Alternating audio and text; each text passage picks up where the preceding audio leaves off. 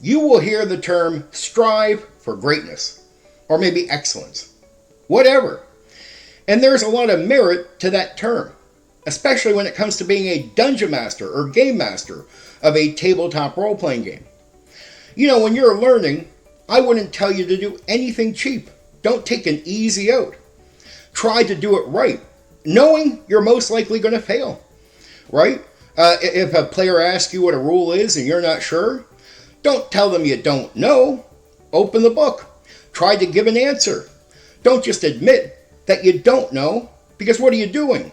You're giving up. You're supposed to know. That is your job. And you got to behave like you do know, or at least that you can access that information quickly. And if you mess up on that first session, right, you trip over yourself, you don't access it quickly, you look like a fool, because you're not just saying you don't know, and you're failing. People are watching you fail. And I want you to feel that shame. I want you to go through that if that happens. And I want you to make sure that that doesn't happen again. And if that does push you away from game mastering, I hate to say it, this isn't for you. You need to be able to go through that gauntlet of fire and come out on the other side. So you can do this right. You got to realize what's wrong, what mistakes you're making.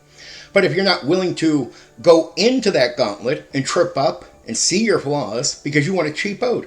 Oh, I don't know what the rule is, so the player takes it easy on you. You know what happens to most dungeon masters or game masters that take it easy on themselves? They get to a mediocre state and they stay there. Even if they have potential to be better than that, it can take a long time to improve, or they can just stay right at that state forever, until they quit running games. And you don't want that. If you have more potential than that, you want to reach it.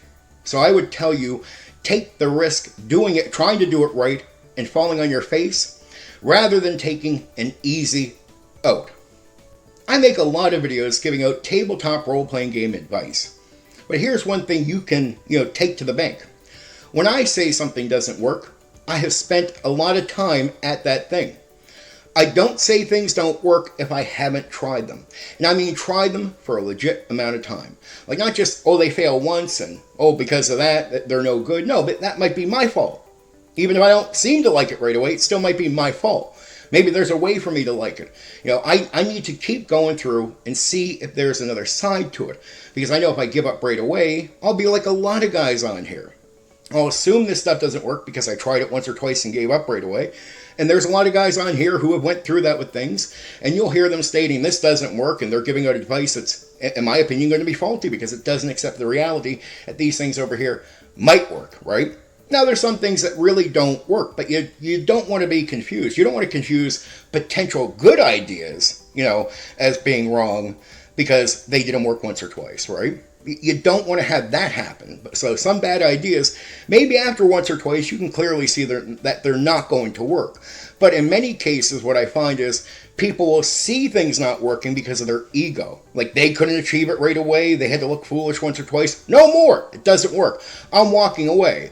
I'm like, no, there's another side to that. And you should be giving all these things more time, especially if you're going to make public statements on them being wrong or not working, etc. Here's an example. I can do large-scale D&D combat with theater of the mind. But there's a lot of guys out there that have failed once, twice, maybe 3 times with it, gave up on it, walked away. They say it doesn't work because they don't know. Because they didn't keep, pushing through to see if there's another side where you can achieve it after, trying, after learning, after going through the experience. They give up too early.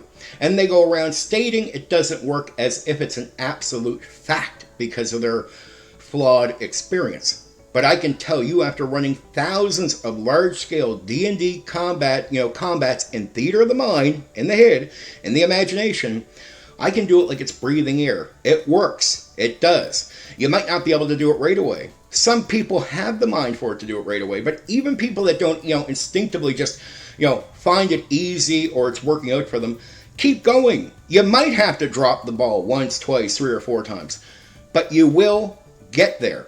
I promise you. It really does work. You really can do it. You just need to work out your imagination, right? And if you don't have that too well worked out, get to working it out. Look through my advice videos. I got advice for how to get your imagination functioning better.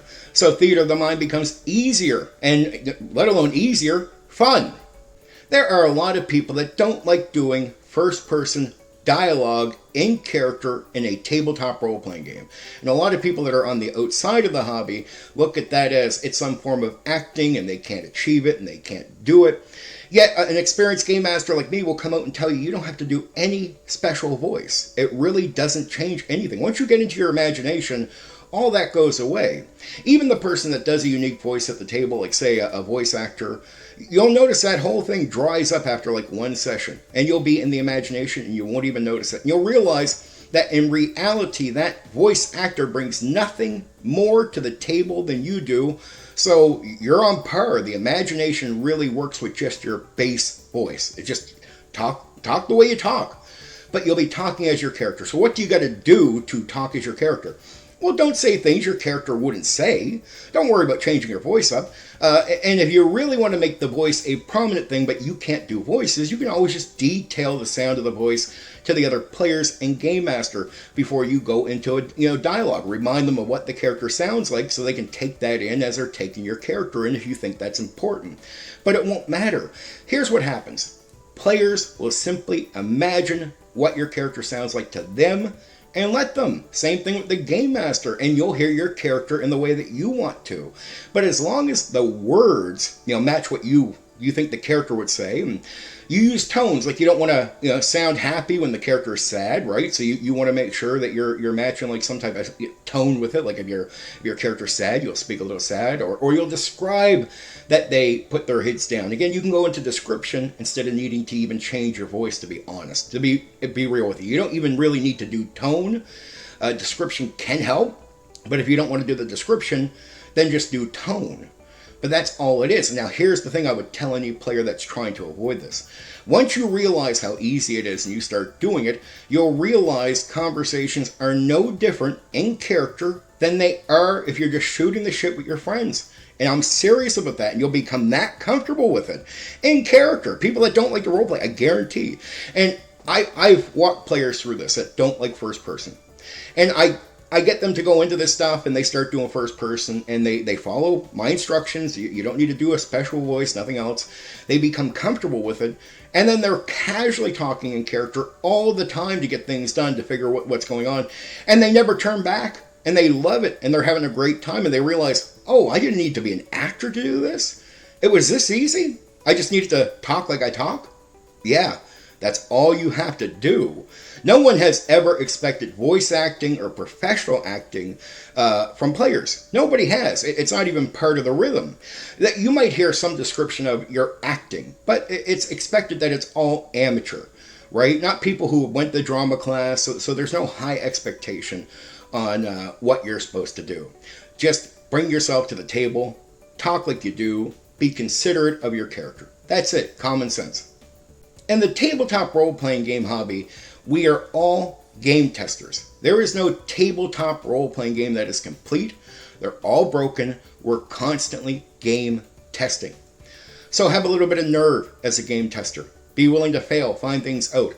Don't give up. That's really what this video is about, telling you not to give up on ideas right away. See them through. See if they work. So you don't come up with these flawed opinions that they don't. And then you can't learn going forward about that because that becomes a fact in your mind. And that fact is not true at all. Anyway, for now, take care. You know what you can do? You can hit the like button. You can share the video. Oh, and there's another button you can press. That one that lets you subscribe to my channel for more content. Oh yeah, there's that bell thing. You can press that so you know when I've uploaded a new video right away.